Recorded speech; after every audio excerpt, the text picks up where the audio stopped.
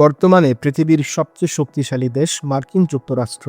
বিগত ২০০ বছরের পরিশ্রম আমেরিকাকে পৃথিবীর সবচেয়ে শক্তিশালী দেশে পরিণত করেছে।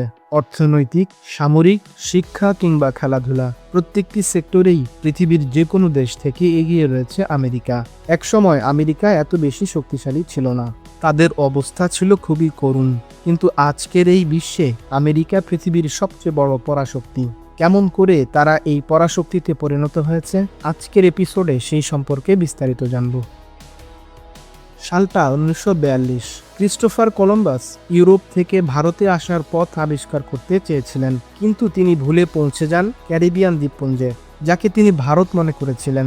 ঐতিহাসিক নথিপত্র ও গবেষণা বলছে কলম্বাস ও তার বাহিনী আমেরিকায় গিয়ে আমেরিকার মূল আদিবাসীদের উপর ব্যাপক ধরপাকড় ও হত্যাযজ্ঞ চালায়। বর্তমানে যারা আমেরিকান এরা মূলত সবাই ইউরোপীয়। আমেরিকা মূলত স্পেন, ফ্রান্স ও ব্রিটেন এই তিনটি দেশের উপনিবেশ ছিল। 1732 সালে আমেরিকায় 13টি ব্রিটিশ ঔপনিবেশিক রাজ্য ছিল। পরবর্তীতে এই 13টি রাজ্য নিয়ে স্বাধীন মার্কিন যুক্তরাষ্ট্র সৃষ্টি হয়। 1867 সালে সাবেক সোভিয়েত ইউনিয়ন থেকে আলাস্কা রাজ্য ক্রয়ের পর বর্তমানে যুক্তরাষ্ট্রের মোট আয়তন দাঁড়ায় 98,33,517 বর্গ কিলোমিটার। মার্কিন যুক্তরাষ্ট্র বিশ্বের সবচেয়ে বড় পরাশক্তি হওয়ার প্রথম ধাপ ছিল প্রথম বিশ্বযুদ্ধ। কৌশলগতভাবে আমেরিকা প্রথম বিশ্বযুদ্ধের সময় ব্যাপক অস্ত্র ও খাদ্য পোশাক বিক্রয় করে, এতে ব্যাপক পরিমাণে লাভ অর্জন করে দেশটি। দ্বিতীয় বিশ্বযুদ্ধের সময় তারা একই পথ অবলম্বন করে, তারা প্রচুর পরিমাণ অস্ত্র ও গোলাবারুদ ইউরোপে বিক্রি করে। তবে তারা একটি কৌশল অবলম্বন করেছিল, তারা স্বর্ণের বিনিময়ে অস্ত্র বিক্রয় করেছিল, ফলে পৃথিবীর 70% সোনা তাদের দখলে চলে যায়। 1941 সালে যুদ্ধে জড়ালেও তারা তুলনামূলক তেমন কিছু হারায়নি। যুদ্ধ শেষ হওয়ার পূর্বেই যুক্তরাষ্ট্র একটি যুগান্তকারী কাণ্ড ঘটিয়ে ফেলে। যুদ্ধ চলাকালীন সময়ে যুক্তরাষ্ট্র ও তাদের 44টি মিত্র রাষ্ট্রের প্রতিনিধিরা আমেরিকার নিউ হ্যাম্পশায়ারের মাউন্ট ওয়াশিংটন হোটেলে ব্রিটন উডস এগ্রিমেন্ট নামক একটি চুক্তি সম্পাদন করে। তাদের চুক্তির ফসল হিসেবে দুইটি সংস্থা তৈরি করা হয়, একটি হলো বিশ্ব ব্যাংক এবং অন্যটি IMF। এর পাশাপাশি তারা আরেকটি সিদ্ধান্তে উপনীত হয়েছিল, আর তা হলো আমেরিকান ডলারকে ওয়ার্ল্ড রিজার্ভ কারেন্সিতে রূপান্তরিত করা।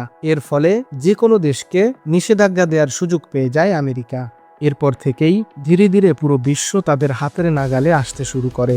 আমেরিকা বিশ্বের সবচেয়ে বড় পরাশক্তি হওয়ার আরও কিছু বিশেষ কারণ রয়েছে।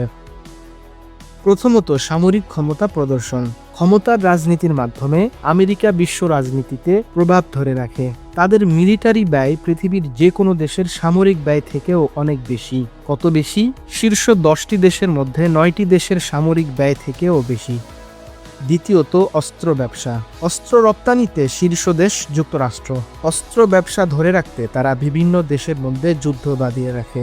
এমনকি ইউক্রেন রাশিয়া যুদ্ধে তাদের রমরমা অস্ত্র ব্যবসা চলছে। তৃতীয়ত, বিশ্ব অর্থনীতি ও বাণিজ্যের নিয়ন্ত্রণ। বিশ্ব অর্থনীতি, মুদ্রা ব্যবস্থা ও বাণিজ্য নীতিকে নিজের অনুকূলে রাখতে বিশ্ব ব্যাংক, IMF, WTO এর মতো সংস্থাগুলোকে প্রতিনিয়ত ব্যবহার করছে যুক্তরাষ্ট্র। সংস্থাগুলো বিশ্বব্যাপী মুক্ত বাজার অর্থনীতি এবং বাণিজ্য সম্প্রসারণের মাধ্যমে উন্নত বিশ্বের আরও উন্নতিতে কাজ করছে, কিন্তু ক্ষতিগ্রস্ত হচ্ছে দরিদ্র দেশগুলো। চতুর্থত, মেধার মূল্যায়ন। আমরা জানি একটি জাতিকে উন্নত করতে শিক্ষা অপরিহার্য, আর এই শিক্ষার যথাযথ ব্যবহার করেছে যুক্তরাষ্ট্র। তারা পৃথিবীর নানা প্রান্ত থেকে তাদের দেশে গবেষণা ও উন্নত জীবনযাপনের জন্য অভিবাসন নীতির মাধ্যমে মেধাবীদের মূল্যায়ন করে, ফলে পৃথিবীর অধিকাংশ মেধাবীরা তাদের সম্পদ হয়ে যায়। আমেরিকার পরাশক্তি হওয়ার পিছনে এটি একটি অন্যতম কারণ। এছাড়া বিজ্ঞান ও প্রযুক্তির মাধ্যমে গোটা বিশ্বকে আমেরিকা নিয়ন্ত্রণ করেছে।